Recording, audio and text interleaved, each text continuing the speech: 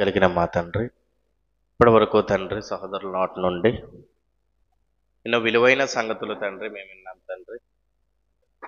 మరికొన్ని మాటలు నీ పక్షాన్ని నిలబడి మీరు మా కోసం రాయించిన బైబిల్ గ్రంథం నుంచి మేము ధ్యానిస్తుండగా తండ్రి, ప్రతి ఒక్క మాటను అర్థం చేసుకునే జ్ఞానాన్ని మాకు దయచేయండి తండ్రి. అలాగే చెప్పబోతున్న నాకు సంయోచితమైన జ్ఞానమును దయచేయమని క్రీస్తునామని ప్రార్థన అడిగి వేడుకుంటున్నాం తండ్రి. ఆమేన్. కూడి వచ్చిన దేవుని పిల్లలందరికీ యేసుక్రీస్తు నామమున వందనాలు తెలియజేసుకుంటున్నానండి. నిజంగా నేటి పరిస్థితిని గురించి మనం ఒక్కసారి ఆలోచిస్తే రోజు రోజుకి కూడా వాతావరణ పరిస్థితి మారిపోతుంది. గత కాలంలో ఉన్న పరిస్థితులు కాకుండా నేడున్న పరిస్థితులు చాలా దారుణమైన పరిస్థితుల్లో మనం ఉన్నట్టు జరుగుతున్న సందర్భాలను బట్టి మనం గ్రహించుకోవాలండి. ఒక మైనాడులో జరిగిన సందర్భమే కానీ, నేడు మనకు చేరువుగా ఉన్న మనకు దగ్గరగా ఉన్న విజయవాడలో జరుగుతున్న సందర్భమే కానీ, ఇవన్నీ జ్ఞాపకం ఉంచుకున్నప్పుడు మనకి దేవుని భయం రావాలి. దేవుని భయం. మనిషి ఈరోజు దేవుని నమ్ముకుంటున్నాడు కానీ, దేవునికి భక్తుడిగా ఉంటున్నాడు కానీ, భయం లేని భక్తి ఎంత చేసినా దానివల్ల ఉపయోగం అనేది ఉండదు. దేవుని భయం లేనప్పుడు ఈ భూమి మీద ఎలా బ్రతకాలో అన్నది, దేవుడు కోరుకున్నట్టు బ్రతకాలి అన్న ఆలోచన అతనికి ఉంటుందా? ఉండదండి. భయం లేనప్పుడు దేవుడేగా అనుకుంటాడు. అలాగే మనుషులందరూ కూడా ఈరోజు యేసుక్రీస్తుని నమ్ముకున్న వారు చాలా మంది ఉన్నప్పటికీ కూడా మనుషుల్లో దేవుని భయం రోజు రోజుకి తగ్గిపోతుంది. నిజంగా ఈరోజు కొంతమంది సహాయం చేస్తున్నారు, అక్కడ ఉన్న వారికి చాలామంది సహాయం చేస్తున్నారు. నిజంగా రాత్రికి రాత్రి ఆ యొక్క పరిస్థితిని గురించి ఒకసారి ఆలోచిస్తే ఉదయం అవ్వగానే అలాంటి స్థితి వస్తుందని ఎవరైనా ఆలోచించుకుంటారో ఒకసారి చెప్పండి. రాత్రి చక్కగా విశ్రాంతి తీసుకుంటున్నారు, ఉదయం అవ్వగానే ఏముంది? ఇంటి చుట్టూ నీళ్ళే, ఇంట్లోనూ నీళ్ళే. ఏంటి ఆ దారుణమైన పరిస్థితి? ఒకసారి ఆలోచించండి. నిజంగా ఉదయం అవ్వంగానే ఎవరి పనుల్లోనికి వాళ్ళు వెళ్ళాలనుకుంటారు, ఎవరు వెళ్ళే దగ్గరికి వాళ్ళు వెళ్ళాలనుకుంటారు. రేపు పొద్దున్న కూర్చి ఎన్నో ఆలోచనలు. మనము అంతే కదండి. ఇంటికెళ్ళి పడుకుంటాం, రేపు పొద్దున్న ఏం చేయాలి, రేపు పొద్దున్న ఎక్కడికి పనికి వెళ్ళాలి, రేపు పొద్దున్న అని ఎంతో ఆలోచన మనం కలిగి ఉంటాం కదా. ఇప్పుడు అక్కడ కూడా ఆ ప్రాంతం వాళ్ళు కూడా ఇలాంటి ఆలోచనలే కలిగి ఉంటున్నారు కదండి. ఇలాంటి ఆలోచనలే కలిగి ఉంటారుగా. కానీ ఉదయం అవ్వగానే ఏమైపోయింది పరిస్థితి? నిజంగా తారుమారైపోయింది. మనిషి ఆలోచనలకు కూడా అందనిది అలాంటి జరుగుతుందని ఇంచుమించు 2009లో వచ్చిందంట ఇలాంటి ప్రమాదం. ఏమంటే 50 సంవత్సరాల దాకా ఎప్పుడు లేదు. నిజంగా ఆలోచించండి. ఇలా సడన్గా జరుగుతున్న సంఘటనల్లో, సడన్గా జరుగుతున్న ఈ యొక్క సందర్భాలను గురించి మనం ఆలోచిస్తే దేవుని కోపం బయలుపడుతుందా అని మనకు అనిపించాలండి. ఇలా ఎంతోమంది ఇలాగా మరి ఆహారం కోసం ఇబ్బంది పడుతున్నారు, వసతులు లేక ఇబ్బంది పడుతున్నారు. వాళ్ళని ఒక సురక్షితమైన ప్రాంతానికి తరలించడానికి అవసరమైనది ఏది కూడా లేదు అందుబాటులో. ఎవరికి వాళ్ళు ధనం ఇచ్చో ఏదో విధంగా ఇదిగో బయటికి ఒడ్డుకు చేరుకుంటున్నారు సురక్షితమైన ప్రాంతానికి. నిజంగా ఎంతోమంది బాధపడుతున్నారు. ఆ యొక్క పరిస్థితులు బట్టి ఎంతోమంది బాధపడుతున్నారండి. ఏంటిది ఇలా అయిపోయింది, ఏంటి పరిస్థితి, మమ్మల్ని ఎవరు తరలించట్లేదు అని బాధపడుతున్నారు. ప్రభుత్వం చాలామందికి ఆహారాన్ని అందిస్తుంది, సహాయం చేయడానికి ఆహారాన్ని అందిస్తుంది. ఎలా అందిస్తుందో తెలుసా అండి?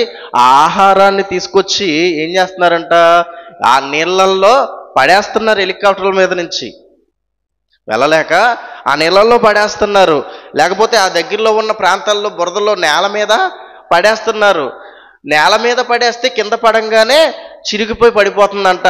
బురదలో పడేస్తే బురదలో పడిపోతుంది. ఎందుకంటే అంత ఎత్తు నుంచి పడినప్పుడు ఎంత కవర్ అయినా ఏమైపోద్ది? చిరిగిపోద్ది, పాడైపోద్ది. అవి తీసుకుని తింటున్నారండి. అవి తీసుకుని తింటున్నారు.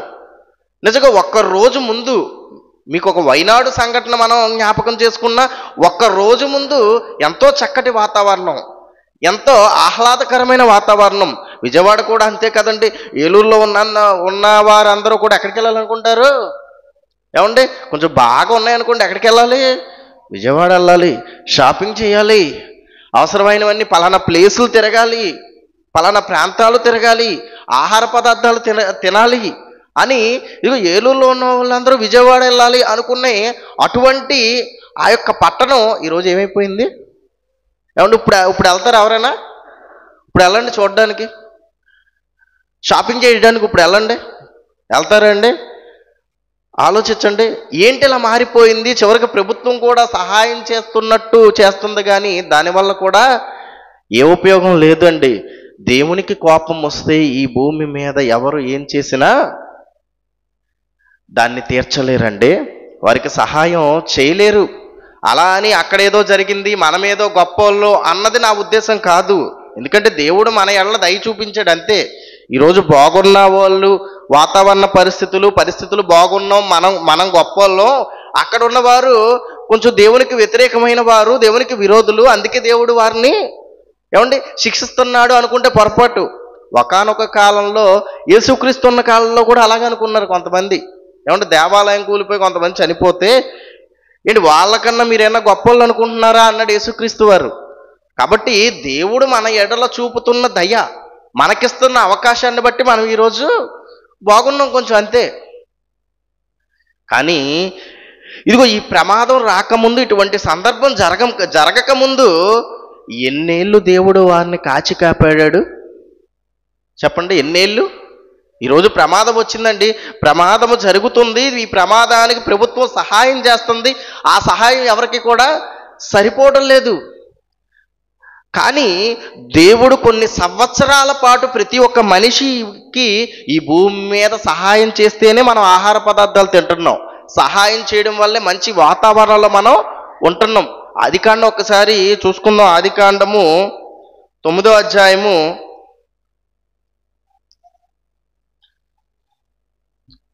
8వ అధ్యాయము 21వ వచనం. ఇక్కడ మన అందరికీ తెలుసు నోవాహు జలప్రలయం, నోవాహు గారి కాలంలో వచ్చిన జలప్రలయం. ఆ జలప్రలయం జరిగిపోయిన తరువాత సంఘటన మనం ఒక్కసారి జ్ఞాపకం చేసుకుంటే 21వ వచనం. అప్పుడు యెహోవా ఇంపైన సువాసన ఆగ్రహించి ఇక మీదట నరులను బట్టి భూమిని మరలా శపించను. ఎందుకనగా నరుల హృదయాలోచనలు వారి బాల్యము నుండి చెడ్డది. నేనిప్పుడు చేసిన ప్రకారము ఇకను సమస్త జీవులను సంహరించను. దేవుడు ఒక నిబంధన చేసుకుంటున్నట్టు మనకు కనిపిస్తుందండి. ఆ కాలంలో ఇదిగో ఇక మీదట ఒకానొక కాలంలో నోవాహు గారున్న కాలంలో వచ్చిన జలప్రలయం వల్ల సమస్త జీవులు నాశనం అయిపోయాయి, జనాలందరూ కూడా నాశనం అయిపోయారు. కానీ ఇప్పుడు నుంచి నేనేం చేస్తానో తెలుసా? ఇదిగో ఇక మీదట జలాల ద్వారా ఎవరిని కూడా నాశనం చేయను, ఈ ప్రపంచాన్ని మళ్ళీ నాశనం నేను చెయ్యను అని దేవుడు చెప్తూ ఆ తర్వాత చెప్పిన మాటను ఒక్కసారి చూసుకుందాం. భూమి నిలిచి ఉన్నంత వరకు వేదకాలమును, కోతకాలమును, శీతోష్ణ కాలమును, వేసవ శీతాకాలమును రాత్రింబగళ్ళును ఉండక మానవని తన హృదయములో అనుకునేను. ఏమంటున్నాడండి? భూమి ఉన్నంత వరకు ఇదిగో ఈ కాలాలు అనేవి ఖచ్చితంగా ఉంటాయి. ఎప్పుడు చెప్పాడు దేవుడు అండి? నోవాహు గారి కాలంలో చెప్పాడు. ఈ కాలం వరకు అది జరుగుతూనే ఉందండి. భూమి ఉన్నంత వరకు నేను వీటినేవి కూడా మార్చని, ఈ కాలాలు అనేవి వస్తానే ఉంటాయి. దేవుడిచ్చిన వాగ్దానం అండి. అప్పటి నుంచి ఇప్పటి వరకు ఈ కాలాలు వస్తున్నాయా? ఈ కాలాలు వస్తున్నాయి. ఈ కాలాలలో అవసరమైన ప్రతి వస్తువులు వస్తున్నాయా? వస్తున్నాయి. కోతకాలం అనగానే మనకు ఆహారం వచ్చే కాలం అది. ఆహారం వస్తుందా? వస్తుంది. అందుకే మనం తీసుకుంటున్నాం, తింటున్నాం ప్రతిరోజు. ఈ కాలాలు, సమయాలు ఖచ్చితంగా వస్తున్నాయి. కానీ అప్పుడప్పుడు ఇలాంటివి జరుగుతున్నప్పుడు మనం గుర్తించుకోవాలి. అప్పుడు ఎందుకు జరిగింది నోవాహు జలప్రలయం అంటే దేవుని మాట వినకపోవడం వల్ల. ఇప్పుడు ఎందుకు ఇలాంటి పరిస్థితులు వస్తున్నాయి? ఏదో అక్కడ ఉన్న వాళ్ళకే అండి, మనకేమీ లేదనుకుంటున్నారేమో. కోస్తా ఆంధ్ర మొత్తం కూడా ఏముంది? రెడ్ అలర్ట్ ఉంది ఈరోజు. కోస్తా ఆంధ్ర మనమున్న ప్రాంతమే. మనకి వచ్చింది ఎప్పుడో 2009లోనే ఎప్పుడో మనకి వరదలు వచ్చే ఏలూరుకి. మరి నిజంగా ఆలోచించండి, ఈ ప్రతి ప్రాంతానికి కూడా ఈరోజు ఏముంది? రెడ్ అలర్ట్ ఉంది. బంగాళాఖాతంలో వాయుగుండం అనేది ఉంది. అంటే ఎప్పుడు ఎలా పరిస్థితులు మారిపోతాయి మన పరిస్థితి కూడా చెప్పలేమండి. మరి మనిషికి భయం ఉందా? ఇది ఇలా జరిగిపోతుంది, ఇది ప్రమాదాలు వస్తున్నాయి, ఎప్పుడేం జరుగుద్దో తెలియదు, ఎవరెప్పుడు చనిపోతారో తెలియదు, ఏ ప్రమాదాల్లో ఎవరు చిక్కుకుంటారో తెలియదు అని మనిషి భయపడుతున్నాడు అండి. ఇదిగో జాగ్రత్తగా ఉండాలి, దేవుని భయం కలిగి ఉండాలి, దేవుని యెడల భక్తి కలిగి ఉండాలి. ఈ భూమి మీద ఉన్న లోక సంబంధమైన విషయాల గురించి మాత్రం కాక దేవుని గురించి కూడా ఆలోచించాలి. ఏ పరిస్థితి ఏమైనా చివరికి చనిపోతే మనం చేరవలసిన దేవుని దగ్గరికి అన్న భయం మనిషికి ఉంటుందా అండి? కొన్ని సంవత్సరాల పాటు అవసరమైన కాలాలను రప్పించాడు, అవసరమైన ఆహారాన్ని భూమి పండించింది, అవసరమైన ఆహారాన్ని తీసుకుంటున్నాడు. ఈ భూమి మీద అవసరమైన ప్రతి ఒక్క వనరుల్ని మనిషి ఏం చేస్తున్నాడు? అనుభవిస్తున్నాడు. మరి అప్పుడు దేవుణ్ణి గుర్తించుకోకపోతే అప్పుడప్పుడు ఇలాంటివి ఏం చేస్తాయి? ఇలాంటి ప్రమాదాలు వస్తాయి. ఇప్పుడన్నా గుర్తించుకోవాలండి. ఒక ఊరు మునిగిపోతుంది, పట్టణం మునిగిపోతుంది, ఒక ప్రాంతం భూకంపం వచ్చి లేకుండా పోతుంది. ఇంతే కాదండి, ఒక్క ప్రాంతం అనుకుంటే పొరపాటు, దేశవ్యాప్తంగా ఇలాంటి సంఘటనలు ఎన్నో జరుగుతున్నాయి. దేశవ్యాప్తంగా నిజంగా ఇవన్నీ చూస్తున్నప్పుడు, ఇవన్నీ వింటున్నప్పుడు మనిషికి దేవుని భయం కలగాలండి.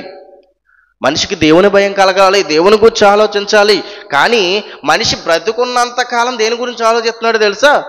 ఇందాక తమ్ముడు చెప్పాడుగా, మనిషి బ్రతుకున్నంతకాలం ఈ డబ్బు గురించి ఆలోచిస్తుంటాడండి.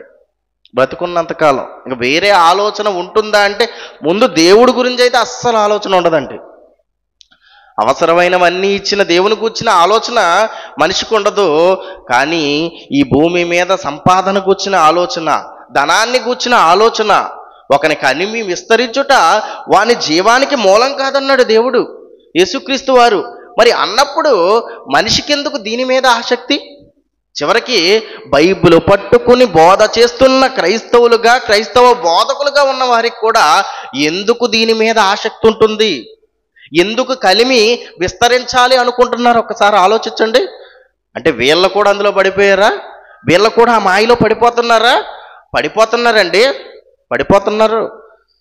ఏమండి, ఎంత వాక్యం తెలిసినా, ఎంత జ్ఞానం తెలిసినా ఒకసారి మనం కొన్ని సంఘటనల గురించి ఆలోచిస్తే, మనిషి జీవితంలో జరిగే కొన్ని సంఘటనల గురించి ఆలోచిస్తే, మనిషి ధనానికి ఎక్కువ విలువిస్తున్నాడా లేకపోతే దేవుని మాటలకి, దేవునికి ఎక్కువ విలువిస్తున్నాడా అనడానికి కొన్ని సందర్భాలు మనం భూమి మీద కనిపిస్తుంటాయి. ఉదాహరణకు ఏమండి, మనం బైబిల్ని ప్రామాణిక గ్రంథంగా, దైవ గ్రంథంగా భావిస్తున్నాం, అవునా? ఎప్పుడైనా పొరపాటున ఈ బైబిల్ గనక చేయి జారి మనం చేత్తో పట్టుకుని వెళ్తున్నప్పుడు చేయి జారి కింద పడింది అనుకోండి, ఏం చేస్తాం దాన్ని? వెంటనే ఏం చేస్తాం? వెంటనే తీసుకుంటాం. దుమ్ము ఏదన్నా పడితే అటు ఇటు దులుపుతాం, మళ్ళీ మామూలుగా పెట్టుకుని వెళ్ళిపోతాం. కానీ ఒక 10 రూపాయల నోటు, ఒక 2000 నోటు, ఒక 500 నోటు కింద పడింది, ఏం చేస్తారు?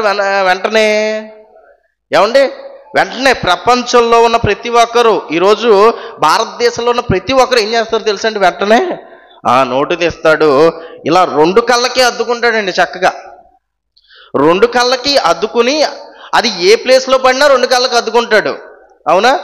అది టైల్స్ మీద పడినా 2 కళ్ళకి అద్దుకుంటాడు, అది ఏ బురదలో పడినా తీసి ఇలా 2 కళ్ళకి అద్దుకుంటాడు. ఏంటిది అంటే బైబిల్కి నువ్వు భక్తుడువా లేకపోతే ఆ కరెన్సీ నోటుకి భక్తుడువా? 2000 నోట్ అని కళ్ళకు అద్దుకోవడం, 10 రూపాయల నోట్ అని అద్దుకోవడం మానేస్తాడా? రూపాయి బిల్లన్నా ముందు కళ్ళకు అద్దుకుంటాడు. చూసారా? అంటే రూపాయికి ఉన్న విలువ కూడా దేవుని మాటలకి ఇవ్వట్లేదా మనిషి? ఆలోచించండి. ఇవ్వడం లేదు. అది తన క్రియల ద్వారా తెలియజేస్తున్నాడు. తన క్రియల ద్వారా పైకైతే చెప్తాడు, దేవుణ్ణి ఎక్కువ ప్రేమిస్తున్నావా, డబ్బుని ఎక్కువ ప్రేమిస్తున్నావా అనగానే ఏం చెప్తాడు? డబ్బు ఎంత అండి, ఈరోజు ఉంటుంది రేపు పోతుంది, పోయేటప్పుడు తీసుకెళ్తావా అంటాడు. చక్కగా మాట్లాడతారు ఎవరైనా జ్ఞానంగా. కానీ చేసే పనులు ఎలా ఉన్నాయో చూసారా? ఇంకో సందర్భాన్ని మనం ఆలోచిద్దాం. ఈ ధనాన్ని గురించి ఇంకో సందర్భాన్ని. నిజంగా మనం ఈ ధనం సంపాదించడం కోసం ఇంచుమించు వారాజుల్లో 6 రోజులు కష్టపడుతున్నాం, అవునా? వారంలో 6 రోజులు, 7 రోజులు వారానికి అయినప్పుడు ఈ 7 రోజుల్లో 6 రోజులు దేనికోసం మనం కష్టపడుతున్నాం? ధనం సంపాదించడం కోసమే కష్టపడుతున్నాం. మరి ఒక్కరోజు మనం ఎందుకు పెట్టుకున్నాం? ఆదివారం అనగానే ఒక్కరోజు ఎందుకు పెట్టుకున్నాం? చాలామంది దేవునికి అని అంటున్నారు ఈ ఆదివారం. ఎవరికో ఇది ఈ ఆదివారం దేవునికి. పోనీ ఆదివారం ఏమన్నా పొద్దున్నీ సాయంత్రం దాకా ఉంటాం మనం? ఏమంటే మహా అయితే 2 గంటలు. కొంతమంది తెలివైన వాళ్ళు అయితే పాటలు అయిపోయిన తర్వాత రావాలి అంటే ఎంతసేపు అప్పుడు? గంట ఉంటే సరిపోద్ది. ఇంకా మహాజ్ఞానులు ఏం చేస్తారు అంటే ఇదిగో ప్రసంగం మధ్యలో ఉన్నప్పుడు వస్తారు. ఎందుకు? అయిపోయిన తర్వాత దీవెన ప్రార్థన, ఆ తర్వాత రొట్టె దాసస్యం తీసుకోవడానికి. చూసారా? అంటే వారంలో 6 రోజులు ఇదిగో ధనాన్ని సంపాదించుకోవడానికి ప్రయాసపడుతున్నాడు. పోనీ వారంలో ఒక్క రోజన్నా దేవునికి ఇస్తున్నాడా అంటే ఆ రోజు కూడా 1 గంటో 2 గంటలో దేవుని సన్నిధిలో గడిపి మిగిలిన సమయం, మరి 6 రోజులు కష్టపడ్డాడు కాబట్టి మిగిలిన సమయం ఏం చేయాలి? విశ్రాంతి తీసుకోవాలని విశ్రాంతి తీసుకుంటున్నాడు. అంటే ఇంతకీ దేవునికి ఇచ్చే సమయం ఎంత? ఈ భూమి మీద బ్రతుకుతున్న కాలంలో ధనం సంపాదించుకోవడానికి ఇచ్చే సమయం ఎంత? ఏమండి? 6 రోజులు, పోనీ 1 రోజు ఇచ్చాడు అనుకుందాం, 6 రోజులు ధనం సంపాదించుకోవడానికి ఇచ్చాడు, వారంలో 1 రోజు మాత్రం దేవునికి ఇచ్చాను అని అనుకుంటున్నాడు. ఇప్పుడు మనం ఆలోచిద్దాం, దేవుణ్ణి ఎక్కువ ప్రేమిస్తున్నాడా, ధనాన్ని ఎక్కువ ప్రేమిస్తున్నాడా? అవును, చూసారు మనిషి చేసే క్రియలు, మనిషి మాటలు ఏ విధంగా అన్నా మాట్లాడినప్పటికీ అతను చేసే క్రియల వల్ల ఏం తెలియజేస్తున్నాడు? నాకు డబ్బే ఎక్కువ ఇష్టమని క్రియల ద్వారా తెలియజేస్తున్నారండి. పోనీ ఉదయం అంతా పని చేసుకున్నాడు, అవునా? ఉదయం అంతా పని చేసుకున్నాడు, సాయంత్రం ఇంటికి వచ్చాడు.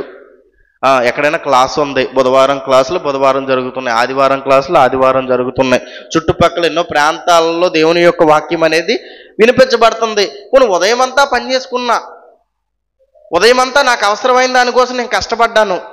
పోనీ ఇప్పుడు సాయంత్రం అయిపోయింది, ఇప్పుడు పని లేదుగా, ఇప్పుడు ఖాళీయేగా, ఒక 2 గంటలో 1 గంట వెళ్ళి వాక్యం విని వస్తే ఏమైంది అని ఆలోచిస్తాడండి మనిషి.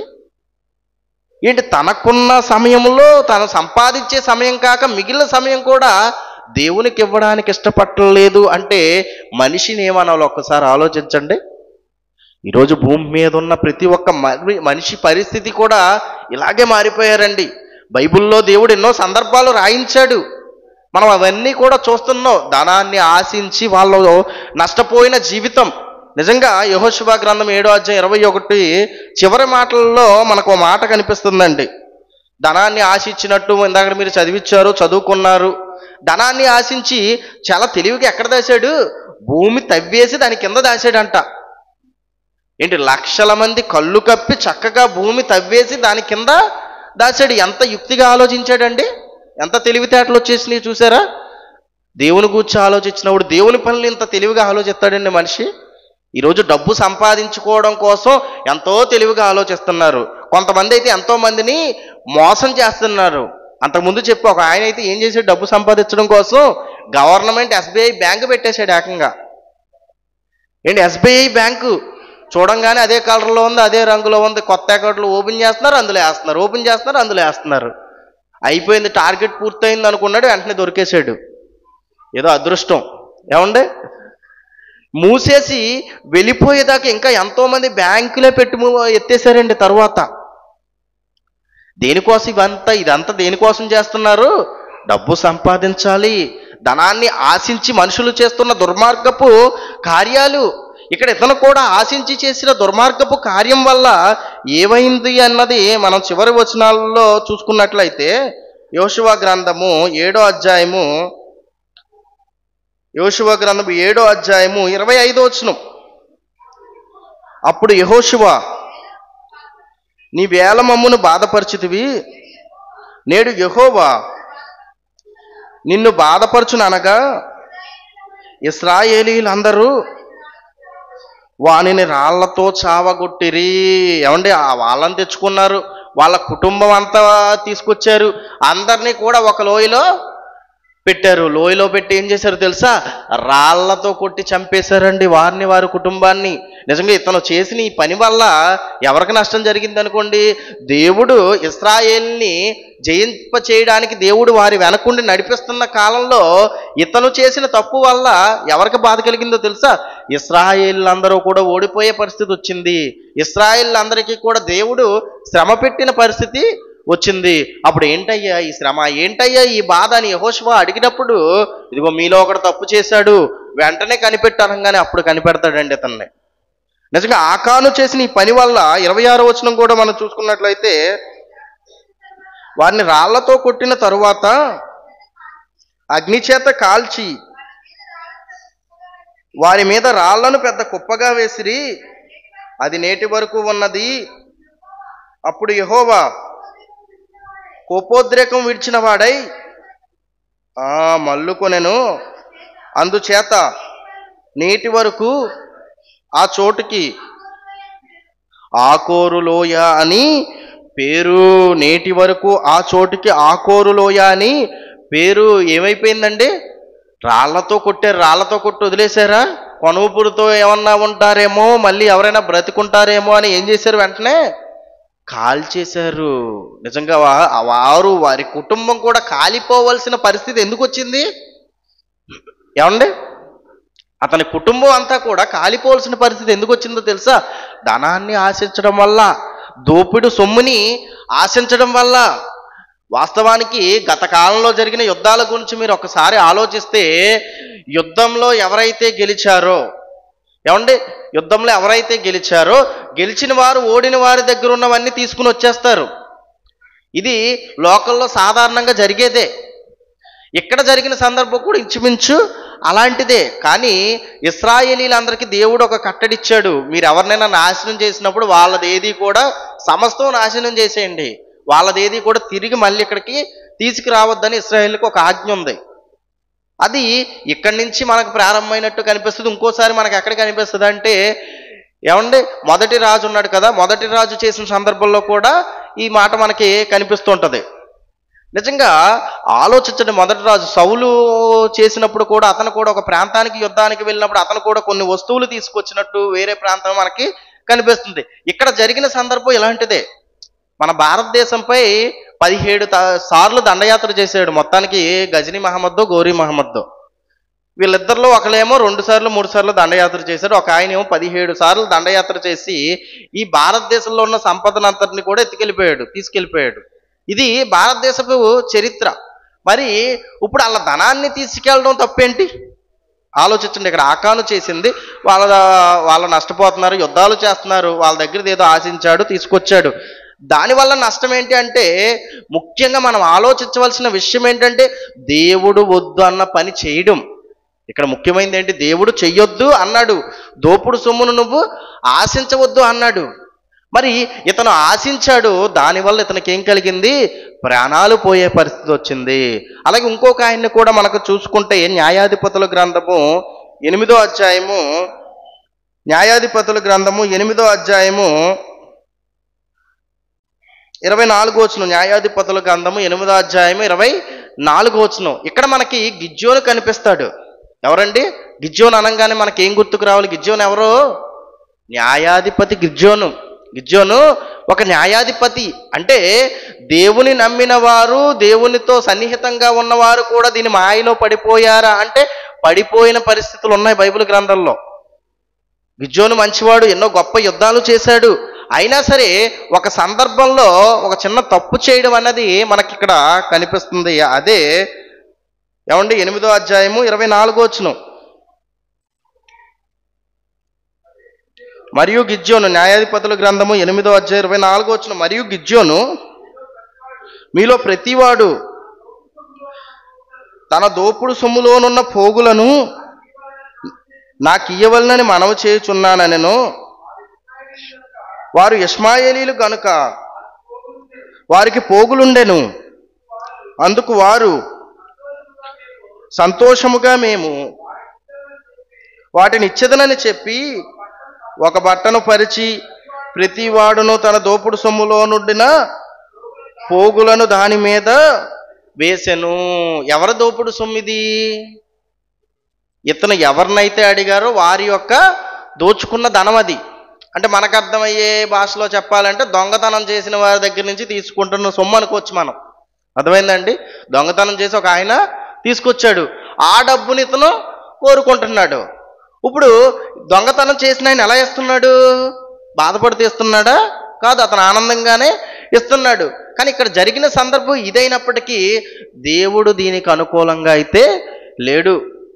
అవును, మనం అనుకుంటాం అతను ఏ పని చేస్తే ఏముంది, ఎలా ఇస్తే ఏముంది డబ్బు. క్రమంగా సంపాదిస్తే ఏముంది, అక్రమంగా సంపాదిస్తే ఏముంది, ఈ దేవునికి ఉపయోగపడుతుందని నువ్వు అనుకుంటున్నావేమో. దోపుడు సొమ్ముతో చేసే కార్యక్రమాలను కూడా ఆయన ఇష్టపడ్డావు. ఏమంటే జైశాలి గారికి అంతకుముందు గతంలో ఎప్పుడో ఎవరో ఏమండి 100 కోట్లు ఇస్తామన్నారంట, బ్లాక్ మనీ, వైట్ కాదు. ఏమండి ఎన్ని కోట్లు? 100 కోట్లు. ఎలాగా? బ్లాక్ మనీ కింద ఇద్దామని ప్రయత్నించారు. అప్పుడు ఆయన లైవ్లో చెప్పాడు, ఇదిగో మీరు ఇస్తే మీ అకౌంట్ నెంబర్లో మీకు ఏంటి తప్ప బ్లాక్ మనీ ఇస్తే నాకు వద్దని చెప్పినట్టు గత కాలంలో ఆయన కూడా మాట్లాడడం కనిపిస్తుంది. అంటే దోపుడు సొమ్ములు ఎవరో కూడా ఏం చేయకూడదు, ఆశపడకూడదు. ఇక్కడ గిద్యోను భక్తుడైనప్పటికీ కూడా ఆయన ఏం చేశాడు, దోపుడు సొమ్మును ఇతను కూడా ఆశపడినట్టు మనకి కనిపిస్తుంది. దానివల్ల ఏం జరిగింది ఏమంటే 26వ వచనం, మిద్యాను రాజుల ఒంటి మీదనున్న చంద్రహారములను కర్ణభూషములములు ధూమ్రవర్ణము వట్నములు బట్టలు గాకను ఒంటెల మెడలోనున్న గొలుసులను గాకను అతడు అడిగిన బంగారు పోగుల ఎత్తు 1700 తులముల బంగారము, పైగా మిద్యానీయులు బంగారం కూడా ఇతను తీసుకుంటున్నట్టు కనిపిస్తుంది. అది ఎంత అంటే 700 తులములు, 1700 తులములు. గిద్యోను దానితో ఏం చేశాడు, ఏఫోదును చేశాను. గిద్యోను ఏం చేశాడు, పోనీ దాంతో కూడా మంచి పని చేసినాడు మనకి కనిపించలేదు. ఎన్నో తయారు చేశాడు. ఏఫోదును చేయించుకొని తన పట్టణమైన ఓఫ్రాలో దాన్ని ఉంచెను. కావున ఇశ్రాయేలీలందరూ అక్కడికి పోయి దాన్ని అనుసరించి వ్యభిచారులైరి. అది గిద్యోనుకు అతని ఇంటి వారికి ఊరిగా ఉండెను. ఎవరికి ఊరిగా ఉంది? ఆ రోజు ఆయన దోపుడు సొమ్ములు ఆశించి ఆ తర్వాత చేసిన కార్యం వల్ల ఏమైంది? ఒక్కడే పోయాడా? పోనీ గిద్యోనికే ఉరిగా ఉందని రాయించాడా? తర్వాత ఇంకైనా రాయించాడండి? గిద్యోనుకు అతని ఇంటి వారికి అందరికీ ఏది ఊరిగా ఉంది? కష్టంగా ఉంది. దేవుని చేత ఏమంటే గిద్యోను గొప్పవాడైనప్పటికీ ఆ రోజు గిద్యోను చేసిన పని అతనికి ఎలా ఉంది? అతని ఇంటి వారికి ఊరిగా ఉంది. అలానే గిద్యోనేమి అక్కడ బలవంత పెట్టినట్టు లేదు. గిద్యోనేమి అక్కడ వాళ్ళని బలవంతంగా తీసుకున్నట్టు అక్కడ మనకి రాయబడలేదు. ఎలా ఇచ్చారంట? వాళ్ళు సంతోషంగా ఇచ్చారు. కానీ దేవుడు వద్దు, నువ్వు తీసుకోవద్దు, నువ్వు ఎవరి మీదకి యుద్ధానికి వెళ్ళా వాళ్ళని నాశనం చేయి తప్ప వాళ్ళ దగ్గర ఉన్నది ఏది కూడా నువ్వు ఆశించొద్దు అని దేవుడు చెప్పాడండి. అందుకే ఇంకొక మాట మనం చూసుకున్నట్లయితే సామెతల గ్రంథం 16వ అధ్యాయం 19వ వచనం, సామెతల గ్రంథం 16వ అధ్యాయం 19వ వచనంలో ఇప్పుడు మనకు అర్థం అవ్వాలి, వాళ్ళ సంతోషంగా ఇచ్చిన గిద్యోనికి ఎందుకు అటువంటి పరిస్థితి వచ్చింది, ఉరిగా ఉంది. అక్కడ కూడా యుద్ధం చేసే సందర్భంలో వాళ్ళ యొక్క ధనాన్ని చాలా ప్రాంతం వాళ్ళు తీసుకుంటున్నారు కదా, అక్కడ కూడా వాళ్ళు తీసుకున్నది ఎందుకు అక్కడ కూడా అతనికి ఆకానికి కూడా ఎందుకు ఉరిగా ఉందనగానే ఇక్కడ సామెతల గ్రంథంలో దేవుడు చెప్తున్నాడు, గర్విష్ఠులతో దోపుడు సొమ్ము పంచుకొనుట కంటే దీన మనసు కలిగి దీనులతో పొత్తు చేయటం మేలు. గర్విష్ఠులతో దోపుడు సొమ్ము పంచుకొనుట కంటే, దోచుకున్న ధనాన్ని వాళ్ళే దోచుకుని తెచ్చుకున్నారు. వాళ్ళ ధనాన్ని నువ్వు మళ్ళీ వెళ్ళి పంచుకోవడం ఏంటి? వాళ్ళ ధనాన్ని నువ్వు తీసుకోవడం ఏంటి? అది మంచిది కాదు. అది దేవునికి అనుకూలమైనదైతే కాదు. అంతే కదండి. భూమి మీద మనుషులందరూ కూడా ఎలా ఆలోచిస్తారో తెలుసా అండి? ఎలా సంపాదిస్తే ఏముంది, మనకుందగా, మనకు ఆస్తి సమకూడిందిగా, మనము కూడా వాళ్ళు చేసే కార్యం బట్టి మనం ఎలా ఆలోచిస్తామంటే వాళ్ళ సంపాదించే సంపాదన బట్టి అతన్ని గొప్పగా చూస్తాం తప్ప ఎలా సంపాదించాడని మనం కూడా ఆలోచించాం. ఏ పనులు చేసి సంపాదించాడు, ఏ కార్యాలు చేసి సంపాదించాడు, ఎలాగొస్తుంది ఎంత ధనం అని మనం ఆలోచిస్తామా? మనం ఆలోచించాం. సంపాదిస్తాడు, గొప్పవాడయ్యాడు అని అనుకుంటాం. కానీ దేవుడు ఏం చెప్తున్నాడు? ఇదిగో గర్విష్ఠులతో దోపుడు సొమ్ము సంపాదించుకొనుట కంటే పంచుకొనుట కంటే దీన మనసు కలిగి దీనులతో పొత్తు చేయడం మేలు. అది మేలు.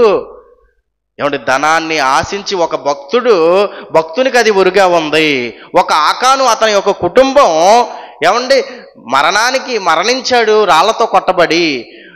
అంటే ధనాన్ని ఆశించిన ఎవరి పరిస్థితి అన్నా ఇంతేనా? వీళ్ళిద్దరి సందర్భాలు, ఒక ఇస్కరియోతు యోధ, ఒక బిలాము, ఏమండి ఒక గెహజీ, ఎన్ని సందర్భాలు చూసినా సరే బైబిల్ గ్రంథంలో దేవుడు రాయించిన మాటల్లో ధనాన్ని ఆశించిన వారి పరిస్థితులు ఎక్కడా కూడా బాగోలేదు.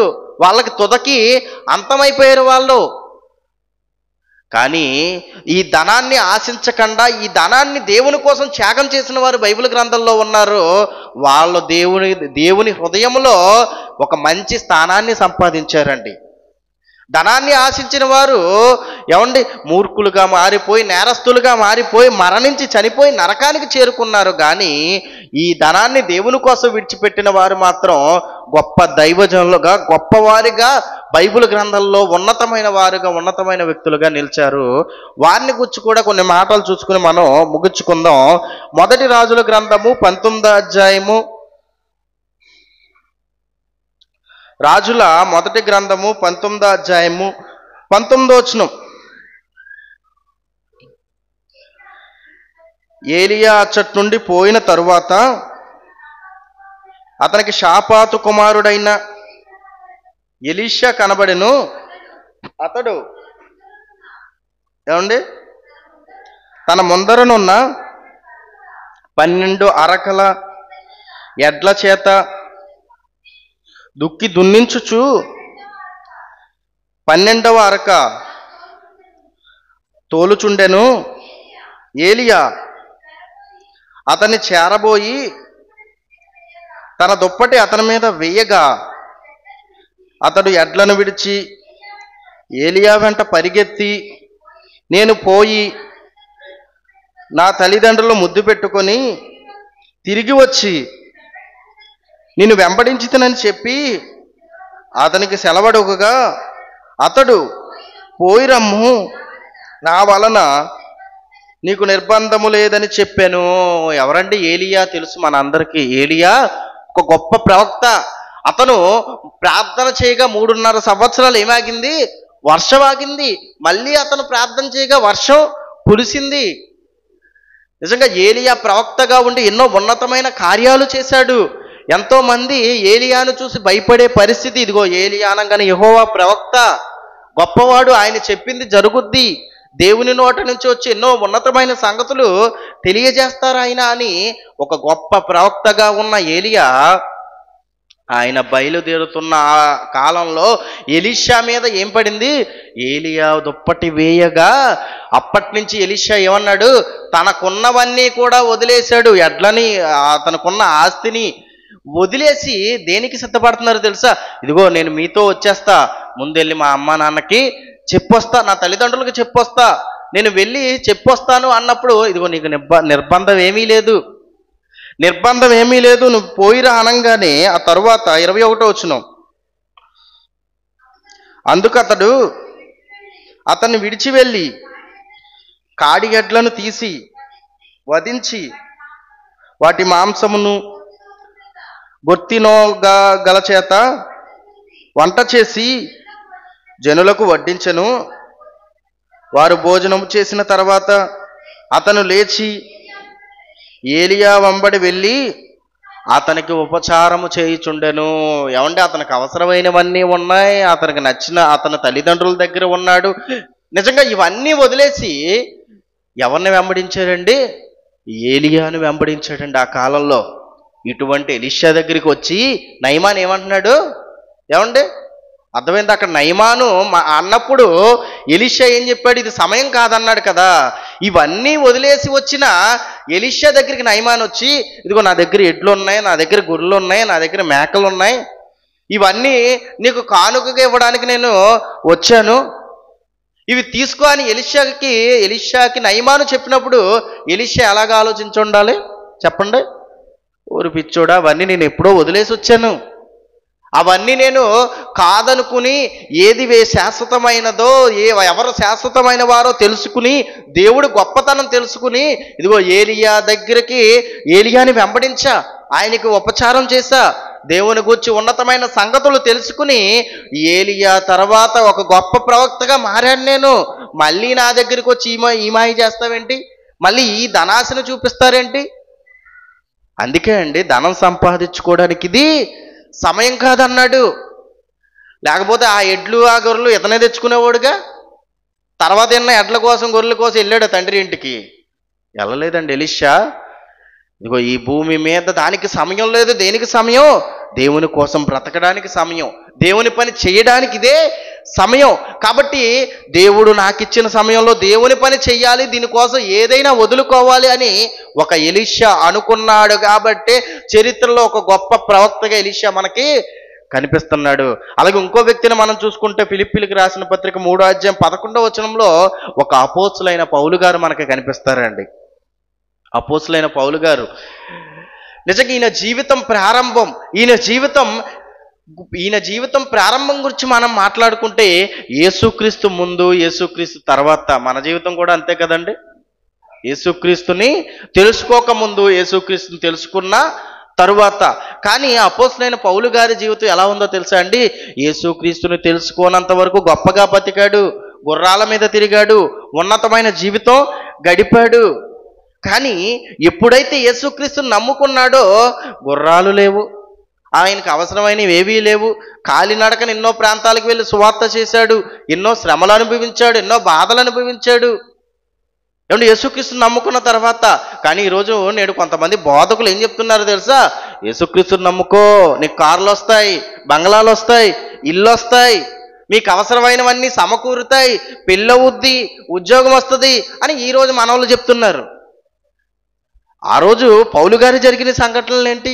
ఆ రోజు శిష్యులు చేసిన పరిస్థితులు ఏంటి? శిష్యులు ఎటువంటి పరిస్థితుల్లో ఉన్నారు, వాళ్ళు ఏమేమి వదులుకున్నారు, ఇవన్నీ ఈరోజు సమాజం మర్చిపోయింది. కానీ బైబిల్ గ్రంథంలో దేవుడు ఇదిగో దీన్ని ఎప్పటికైనా తెలుసుకునే వారి గురించి, గ్రహించుకునే వారి గురించి దేవుడు రాయించి ఇచ్చాడండి. అందుకే నిజంగా ముందు గుర్రాల మీద తిరిగాడు.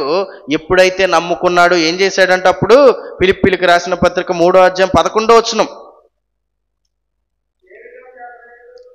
ఏ విధము చేతనైనను మృతులలో నుండి నాకు పునరుద్ధానము కలగవలనని ఆయన మరణ విషయములో సమాన అనుభవం గలవాడనై ఆయన పునరుద్ధాన బలమును ఎరుగు నిమిత్తము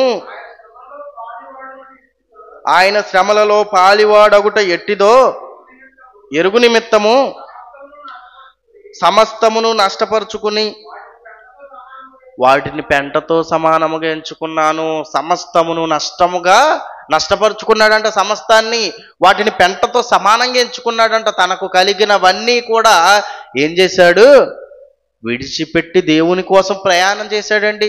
దేవుని సువార్త ప్రకటించడం కోసం ప్రయాణం చేశాడు. ఇదిగో నా ఇంటి దగ్గర ఏదో ఉంది, నా ఇంటి దగ్గర ఆస్తి ఉంది, నా ఇంటి దగ్గర నాకు అవసరమైనవన్నీ కూడా ఉన్నాయి, వీటిని ఏం చేయాలని ఆలోచించలా.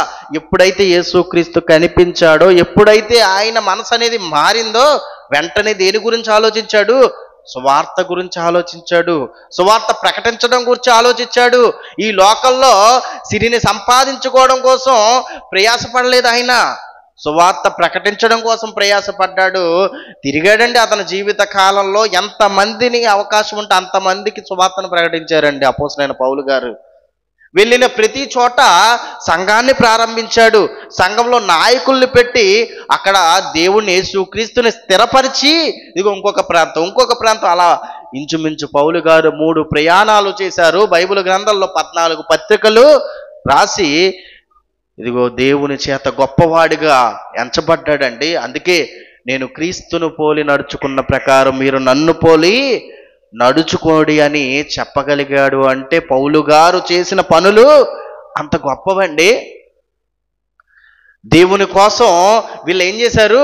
ఇదిగో వీళ్ళకున్నవన్నీ కూడా వదిలేసి దేవుని కోసం దేవుణ్ణి వెంబడించారు, దేవుని కోసం విడిచిపెట్టారు. కాబట్టే గొప్పవారిగా ఉన్నారు. ఈరోజు మనము కూడా ఏం చేయాలండి? ఒక ఆకానులా ఉంటున్నామా? లేకపోతే ఒక గిజ్జోను చేసినట్టు తప్పులు చేస్తున్నామా? లేకపోతే ఇదిగో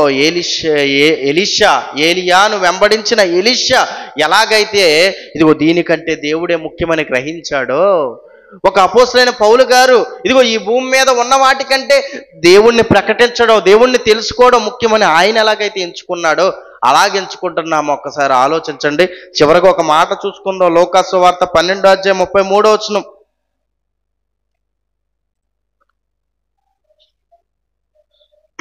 లూకాసు వార్త 12:33. మీకు కలిగిన వాటిని అమ్మి ధర్మము చేయుడి. ఏం చెప్తున్నాడండి? మీకు కలిగిన వాటిని అమ్మి ధర్మము చేయుడి. యేసుక్రీస్తు చెప్పాడండి. మీకు కలిగిన వాటిని అమ్మి ధర్మము చేయుడి అని యేసుక్రీస్తు చెప్పాడు. అపోస్తుల కార్యంలో ఎప్పుడైతే ప్రారంభ సంఘము ప్రారంభమైందో, ప్రారంభమైన తర్వాత ఆ సంఘం చేసిన పనుల్లో ముఖ్యమైన పని ఏంటో తెలుసా అండి? ఇదిగో అందరూ కూడా తమ కలిగిన వాటినన్ని తీసుకొచ్చి అపోస్తుల పాదముల యొద్ద పెట్టడం, ఎవరి వారి అక్కర కొలది పంచి పెట్టడం, ధర్మము చేయడం అనేది ప్రారంభ సంఘంలో జరిగింది. అందుకే చెప్తున్నాడు, మీకు కలిగిన వాటిని అమ్మి ధర్మము చేయుడి. నిజంగా మన అందరికీ మదర్ తెరీసా తెలుసు కదండి. మదర్ తెరీసా ఈ ప్రాంతం కాపోయినా భారతదేశం వచ్చి ఎంతో మందికి సేవ చేసింది ఆవిడ. కుష్టి రోగముతో బాధపడుతున్న ఎంతో మందికి నయం చేయడానికి కష్టపడింది ఆవిడ. ఎంతో మందికి ధర్మము చేసింది ఆవిడ. ఆవిడ జీవితాన్నే ఇదిగో ఈ ప్రజల కోసం త్యాగం చేసింది ఆవిడ. ఎందుకో తెలుసా అండి? త్యాగం చేసిన ఆవిడ చెప్పిన మాట ఏంటో తెలుసా? యేసుక్రీస్తు చూపిన ప్రేమ, యేసుక్రీస్తు చేసిన త్యాగం నన్ను ఇలా చేయనిచ్చింది. యేసుక్రీస్తు చెప్పాడు ధర్మము చేయమని. కాబట్టి ఈ భూమి మీద ఎవరికి నేను ధర్మము చేసినా అందులో యేసుక్రీస్తుని నేను చూసుకుంటున్నాను అందండి. యేసుక్రీస్తు వారికి నేను చేస్తున్నా అని చెప్పింది. నిజంగా అలాంటి భావం మనలో ఎంతమందికి ఉంటుంది? ఒక్కసారి ఆలోచించండి. ఈ భూమి మీద బ్రతికినంత కాలము కూడా దేవుడు ఎలా ఉండమంటున్నాడు? ఇదిగో ఈ భూమి మీద ఈ సిరి గురించి ఆలోచించద్దు. ధనం సంపాదించడం కోసం లోకం ప్రయాసపడుతుంది, దానికోసం నువ్వు ప్రయాసపడకూడదు. అవసరమైనంత చాలు. ఇదిగో ధనవంతుడిగా ఉండకూడదు నేను, అలాగని బీదవాడిగా ఉండకూడదు. ఎలా ఉండాలి? ఈ మధ్యలో నన్ను ఇదిగో తగుమాత్ర వస్త్రాలు, తగుమాత్ర ఆహారం దయచేయము అని ఒకనాటి కాలంలో భక్తుడు మాట్లాడాడండి. ఎందుకు? ఇదిగో ఎక్కువైన దేవుణ్ణి మర్చిపోతా, తక్కువైన దేవుణ్ణి దూషిస్తా, కాబట్టి తగుమాత్రం ఉంది, నీ భక్తుడిగానే నేను ఉండాలి, నీ నుంచి దూరం అవ్వకూడదని ఒక భక్తుడిగా పలికిన మాట. ఇక్కడ కూడా ఏం చెప్తున్నాడు? మీకు కలిగిన వాటిని అమ్మి ధర్మము చేయుడి, పాతగిలని సంచులను పరలోకమందు అక్షయమైన ధనమును సంపాదించుకొనిడి. దేనికోసం ధర్మం చేయమంటున్నాడు? దేనికోసం నీ జీవితాన్ని త్యాగం చేయమంటున్నాడు? దేనికోసం ఈ భూమి మీద ఏమండి మనల్ని కష్టపడమంటున్నారో తెలుసా? ఇదిగో ఈ భూమి మీద మనం పడే కష్టం పరలోకమందు అక్షయమైన ధనంగా ఏమవుతుంది? అది సమకూడుతుంది. తర్వాత అక్కడికి దొంగరాడు చిమ్మెట కొట్టదు. మీ ధనం ఎక్కడ ఉండును అక్కడనే మీ హృదయం ఉండును. మనిషికి ధనం ఎక్కడుంటే హృదయం ఎక్కడ ఉంటుంది? అక్కడే ఉంటుందంట. ఏమంటే ఏ పెళ్ళిలో తగిలింది, ఫలానా ప్రాంతం వెళ్ళాలి, ఓ 6 రోజులు ఆ పెళ్ళి చూసుకోవాలి. ఇప్పుడు ఇంట్లో వాళ్ళందరూ రెడీ అయ్యి వెళ్తారు. వెళ్తూ డబ్బులు ఎక్కడ పెడతారు? బీరువాలో, సీక్రెట్ లాకర్లో డబ్బులు పెడతారు. పెట్టి ఏమండి ఇతను మనసంతా వెళ్ళిపోతాడు, 6 రోజులు ఉంటాడు, కానీ మనసంతా ఎక్కడ ఉంటుంది చెప్పండి? అమ్మో బీరువాలో, లాకర్లో, లోపల ఎక్కడో నేను డబ్బులు పెట్టా, ఎవరైనా తీసేస్తారేమో, చెదబట్టేస్తుందేమో. ఇదే కదండి మనిషి ఆలోచన. కొన్ని బైబిల్ ఎక్కడ పెడతారండి? బీరువాలో, సీక్రెట్ లాకర్లో డబ్బులు పెట్టాడు. బైబిల్ ఎక్కడ పెడతాడు? ఆ బీరువా పైన దుమ్ము పడద్దు చూసారా? బీరువా పైన దుమ్ము పడద్ది, అక్కడ పెడతాడండి బైబిల్. కనీసం మామూలుగా పుస్తకాలు ఉన్న ప్లేస్లో కూడా కొంతమంది పెడతారు, కొంతమంది పెట్టరు. బీరువా పైనేమో బైబిల్ పెట్టు, ఆ బీరువా లోపల సీక్రెట్ లాకర్లో నువ్వు ధనాన్ని పెట్టు. ఇప్పుడు ఎవరిని ఎక్కువ నువ్వు పూజిస్తున్నావు నీ క్రియల ద్వారా? సరే తెలిసిపోతుందండి. మనిషి చేసే పనులను బట్టి మనిషికి ఇదిగో ధనం ఎక్కువ ఇష్టమో లేకపోతే దేవుడు ఎక్కువ ఇష్టమో మనిషి చేసే పనులను బట్టి తెలిసిపోతుంది. నిజంగా బీరువాలో, సీక్రెట్ లాకర్లో పెడతాడు, అయినా సరే దొంగ చేతికెళ్ళిపోతాడేమో, ఏదన్నా తుప్పు తినేస్తుందేమో అని భయపడుతూనే ఉంటాడు. కాబట్టి ఈ భూమి మీద బీరువాలో నువ్వు ధనం దాచుకుంటే నీ హృదయం బీరువాలో ఉంటుంది. అదే ధనాన్ని పరలోకం దాచుకుంటే ఆ పరలోకం చేరాలి అని నీ హృదయం ఉంటుంది. అది చెప్తున్నాడు దేవుడు. అర్థమైందా? ఈ భూమి మీద ధర్మము చేసి, ఈ భూమి మీద దేవుని కూర్చిన కార్యక్రమాలు చేసి, పరలోకమందు నువ్వు ధనాన్ని సమకూర్చుకున్నావు అనుకో, అక్కడే నీ హృదయం ఉంటుంది. ఆ పరలోకమందున్న దేవుని దగ్గరికి చేరుతావు నువ్వు అని దేవుడు చెప్తున్న మాటలండి ఇవే. నిజంగా భూమి మీద ఉన్న మనకు అవసరమైన ఎన్నో సందర్భాలు, ఎన్నో సంఘటనలు ఈరోజు జరుగుతున్నాయి. ఇదిగో ఈ భూమి మీద ఏది ముఖ్యం కాదు, దేవుడే శాశ్వతం అని తెలియడానికి ఎన్నో వాతావరణ పరిస్థితులు ఈరోజు మన కళ్ళ ముందు కనిపిస్తున్నాయి. అయినా సరే మారకుండా, అయినా సరే మనకేం అవ్వలేదులే అని అపోహలో మనం ఉండి ఈ భూమి మీద లోకంలో ధనాన్ని సంపాదించుకోవడానికి మనం ప్రయాసపడితే చనిపోయాక నరకానికి వెళ్ళిపోవడానికి ప్రయాసపడినట్టే దాని అర్థం. ఎవరికైనా ఇష్టమండి నరకం వెళ్ళిపోవడం? ఎవరికైనా ఇష్టమండి నరకంలో బాధపడడం? ఇష్టం లేదు కదండి. ఎక్కడికి వెళ్ళాలి? మనం అందరము పరలోకం వెళ్ళాలి. అందరూ అదే అనుకుంటున్నారు, పరలోకం వెళ్ళాలని అనుకుంటున్నారు. కానీ పరలోకం వెళ్ళాలంటే ఈ భూమి మీద నీ ధనాన్ని ఖర్చు పెట్టాలి, నీ ధనాన్ని దానం చేయాలి, ధర్మము చేయాలి. దానితో పాటు దేవుని గూర్చిన కార్యక్రమాలు చేయాలి. దానితో దేవునికి సువార్తను ప్రకటించాలి, ప్రకటించే వారికి సహాయం చేయాలి. ఇదండి దేవుడు చెప్పిన మాటలు. ఈ మాటలు ఎవరైతే నెరవేరుస్తారో, బైబిల్లో ఉన్న భక్తుల గురించి సంఘటనలు దేవుడు రాయించిచ్చాడు. ఇదిగో ఎలా బ్రతికితే నీ పరిస్థితి ఏమవుతుంది. ధనాన్ని ఆశించావా? ఒక ఆయన చచ్చిపోయాడు, ఒక భక్తునికి ఉరిగా ఉంది. ధనాన్ని దేవుని కోసం విడిచిపెట్టావా? ఒక ఎలీషా గొప్ప ప్రవక్త అయ్యాడు. ఆ తర్వాత అపోస్తలుడైన పౌలు గారు ఒక మంచి బోధకుడు, దైవజనుడు అయ్యాడు. ఇదిగో నువ్వు కూడా అంతే గొప్ప పరిస్థితి వస్తుంది. అంతేకాక ధనాన్ని ఆశించి వీళ్ళ భూమి మీద ప్రాణాలు పోగొట్టుకోవడమే కాదు, చనిపోయిన తర్వాత నరకానికి వెళ్ళిపోయారు. అది కూడా మీరు గుర్తెట్టుకోండి. ధనాన్ని ఆశించిన వారందరూ చనిపోయిన తర్వాత ఎక్కడికి వెళ్ళారు? నరకానికి వెళ్ళిపోయారు. కొంతమంది మనసు తర్వాత మార్చుకున్న తర్వాత, కొంతమంది వారికి ఉన్న పరిస్థితిని బట్టి దేవుడు కొంతమందిని క్షమించాడు. కానీ ఎక్కువ శాతం నరకానికి వెళ్ళిపోయాడు ఒక ఆకానే కానీ, నరకానికి వెళ్ళిపోయాడు ఒక బిలామే కానీ, నరకానికి వెళ్ళిపోయాడు ఏమండి ఒక గెహజీయే కానీ, నరకానికి వెళ్ళిపోయాడు ఇంకొక ఆయన ఎవరండి? ఇస్కరియోతు యోధాయ కానీ. దేన్ని ఆశించి?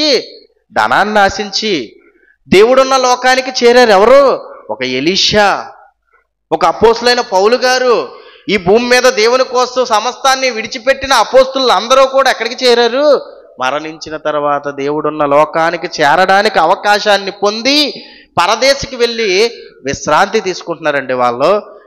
ఇప్పుడు మనం ఎక్కడికి వెళ్ళాలి? చనిపోయిన తర్వాత దేవదూతల చేత అబ్రహాము రొమ్మును ఆనుకోవడానికి కొనుక్కోబడాలంటే ఈ భూమి మీద లోకాన్ని సంపాదించుకోవడం కోసం, లోకంలో దేవునితో సమానంగా ఈరోజు సిరి ఉంది, దానికోసం నువ్వు ప్రయాస పడకూడదు. దానికన్నా ముఖ్యమైనది దేవుడు, దేవుని వాక్యం అని గ్రహించి ఆయన గురించి నువ్వు తెలుసుకుని ఎదుటి వ్యక్తికి ఎప్పుడైతే తెలియజేస్తామో అప్పుడే దేవుడున్న లోకం మనం చేరతామంది. ఆ నిర్ణయం అయితే దేవుడు మన మీదే పెట్టాడు. కళ్ళు మూసుకొని ప్రార్థన చేసుకుందాం. ప్రేమ కలిగిన మా తండ్రి, ఇప్పటివరకు తండ్రి కొన్ని తండ్రి విలువైన సంగతులు మేము విన్నాం తండ్రి. ధనాన్ని గూర్చి ఈరోజు భూమి మీద తండ్రి మనిషి తన యొక్క జీవితం బాగున్నంత వరకు, తన జీవిత కాలం అంతా కూడా ఎక్కువగా ఈ భూమి మీద ధనాన్ని సంపాదించడానికి కష్టపడుతున్నాడు తప్ప మీరు ముఖ్యం, చనిపోయిన తర్వాత మీ దగ్గరికే మేము చేరాలి అన్న సంగతిని గ్రహించక మనిషి బ్రతుకుతున్నాడు తండ్రి. మాటలు విన్న మేము తండ్రి ధనం ఆశించి నష్టపోయిన కొద్ది మందిని గురించి తెలుసుకున్నాం తండ్రి. ధనం విడిచిపెట్టి దేవుణ్ణి సంపాదించుకుని మీరున్న లోకానికి చేరడానికి అర్హతను పొందిన మరికొద్ది మందిని మేము చూసాం తండ్రి. నిజంగా ధనాన్ని ఆశించి మరణించే వారిగా కాక, ధనాన్ని విడిచిపెట్టి ధనం మీద ఆశ లేక ఈ భూమి మీద మీకోసమే బ్రతికి మరణించే వారిగా మేమందరం ఉండేలా సహాయం చేయమని క్రీస్తు నామమున ప్రార్థన అడిగి వేడుకుంటున్నాం తండ్రి. ఆమేన్. మన తండ్రి అయిన దేవుని ప్రేమ, ప్రభువైన యేసుక్రీస్తు వారి కృప, పరిశుద్ధాత్మ దేవుని అన్యోన్య సహవాసం ఎప్పుడు ఎల్లప్పుడూ సదాకాలం మా అందరికీ తోడే నడిపించును గాక. ఆమేన్. అందరికీ వందనాలండి. అందరికీ సెలవు.